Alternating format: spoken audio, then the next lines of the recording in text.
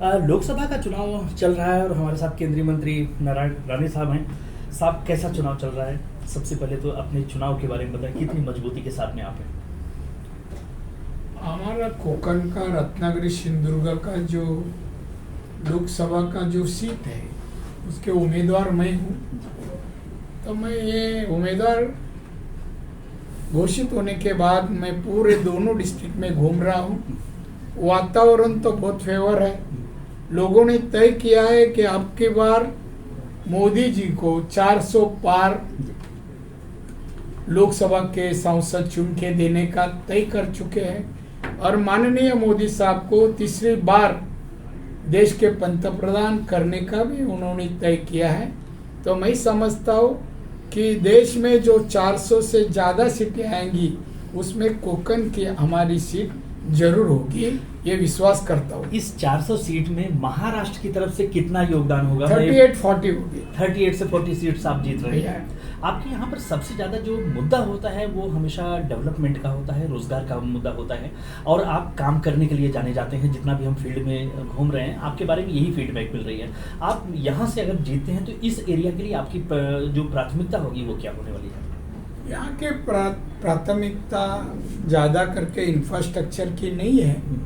काफ़ी इंफ्रास्ट्रक्चर जैसे सिंधुदुर्ग डिस्ट्रिक्ट है अब बना चुके हैं, मगर ये दोनों डिस्ट्रिक्ट में आवश्यकता है इंडस्ट्री की, उद्योग की।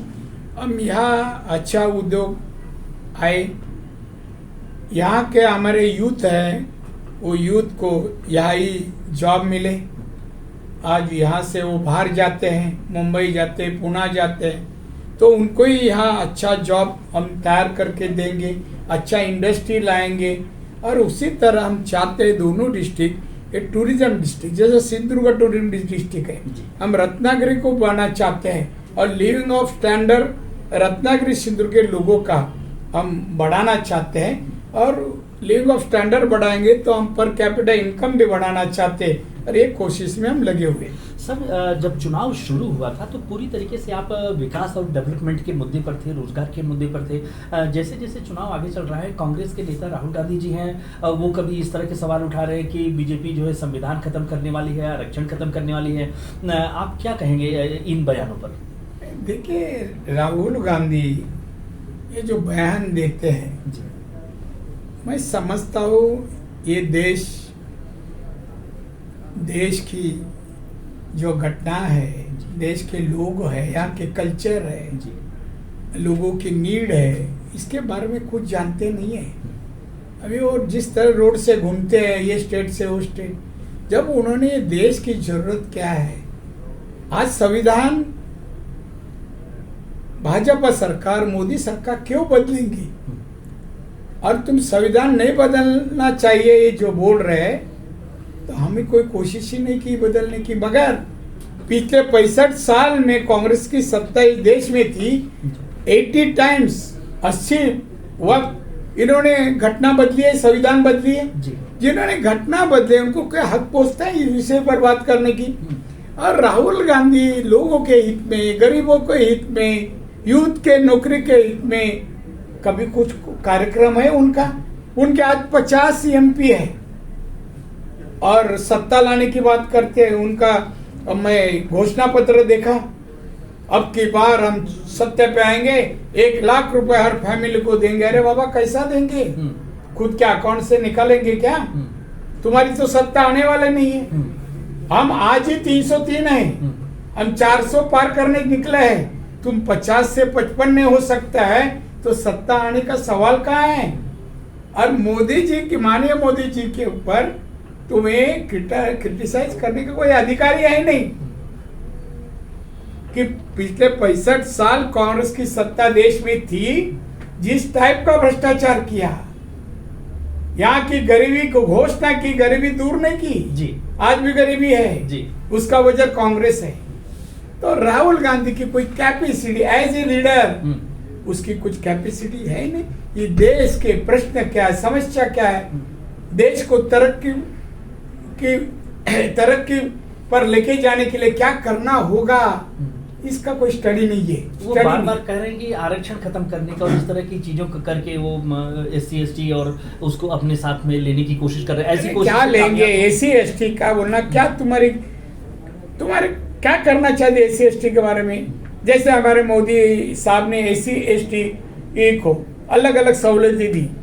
जैसे मेरे डिपार्ट में क्लस्टर SC ST को देता हूँ तो 35 से 90% तक सब्सिडी है।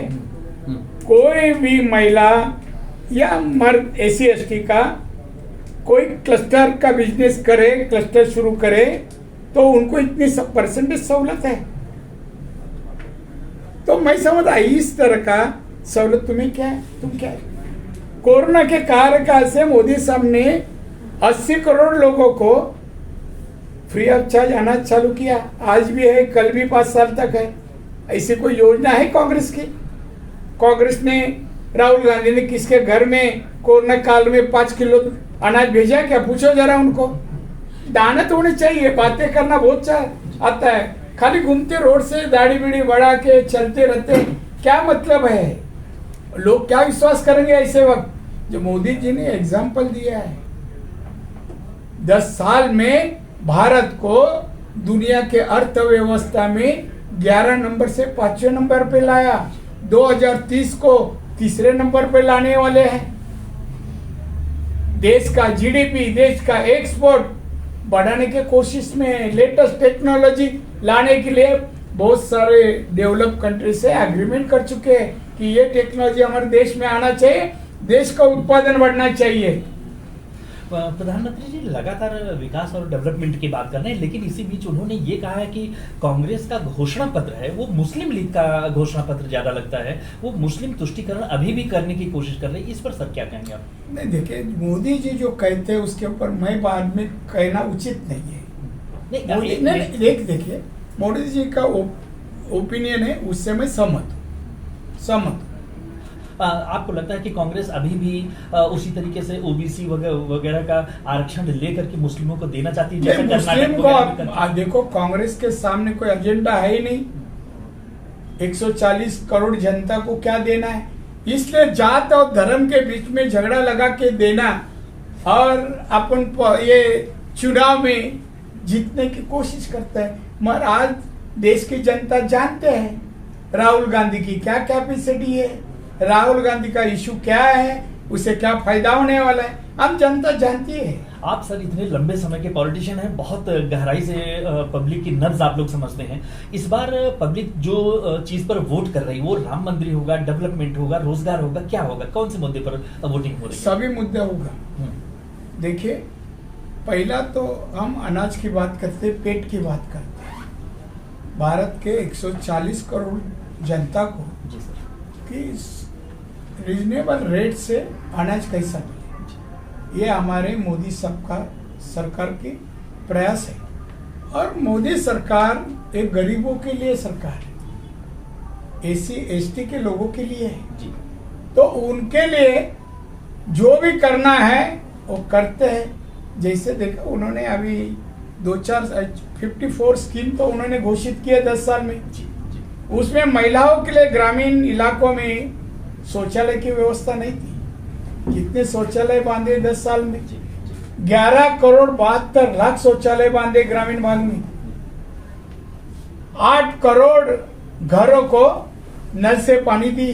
4.25 करोड़ जिनको घर नहीं है, ऐसे लोग को घर देने का काम मोदी जी ने किया है।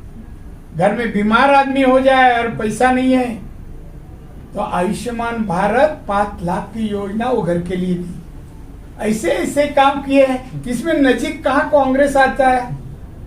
ये सब पार्टी है ना, चिल्लर पार्टी।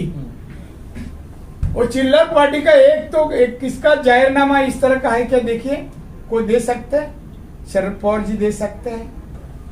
3 है MP, कितने हैं? 3। कांग्रेस 50, अपोजिशन लीडर के लिए 54 लगते हैं, वो भी आज नहीं है कांग्रेस के पास।